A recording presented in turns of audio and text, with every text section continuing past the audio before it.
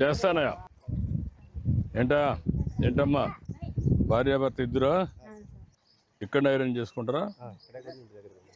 ఇంటి దగ్గర.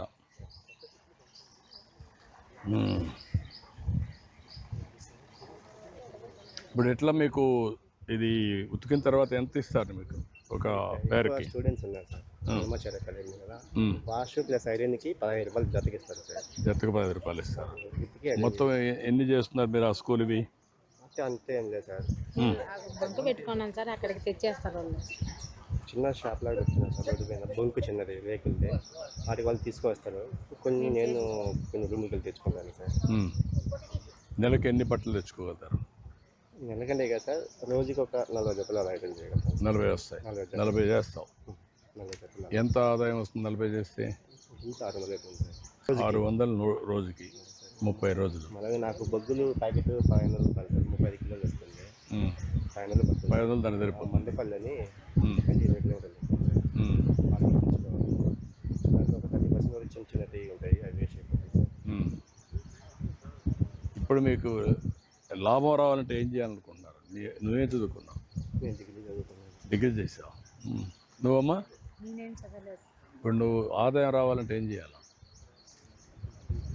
ఏం చేస్తే దీన్ని మళ్ళీ ఆధునీకరణ చేసి మీ కష్టాలు తీర్చి 10 రూపాయలు ఎక్కువ? ఇప్పుడు ఈ బాక్స్కి ఎలక్ట్రికల్ బాక్స్కి డిఫరెన్స్ ఎంత ఉంటుంది ఎనర్జీ పనిచేయడం? అంటే ఇది అప్పుడు మనకి 2014 అప్పుడు టీడీపీ ఆదరణ పథకం కింద నాకు వచ్చింది సార్. అది వచ్చి 11 years సార్ ఇప్పుడు నాకు వచ్చేసి. దాన్ని అలాగే యూజ్ చేస్తున్నాను. ఇది మా మిస్సెస్ కోసం చిన్నగా తెచ్చుకున్నాను సార్, తక్కువ అని చెప్పేసి. ఎలక్ట్రికల్ బాక్స్ వాడితే కొద్దిగా కరెంట్ బిల్ ఎక్కువ వస్తుందని. ఇవి గంజి బట్టలు అవి బాగా నలుగుతాయి సార్. ఇవి చిన్నగా చేస్తాను సార్. ఇవి గంజికి ఇది గంజి అవన్నీ బాగా నలుగుతాయి సార్. ఇవన్నీ యూజ్ చేస్తాను. అదే నేను కూడా ఆలోచించేది ఏంటంటే మీ ఎట్లా ఆదాయం పెంచాలి, దీని అంతా రిపేర్ చేసి అన్నీ చేపిస్తాం. ఎందుకంటే చాలా ఆక్యుపై చేస్తున్నారు సార్.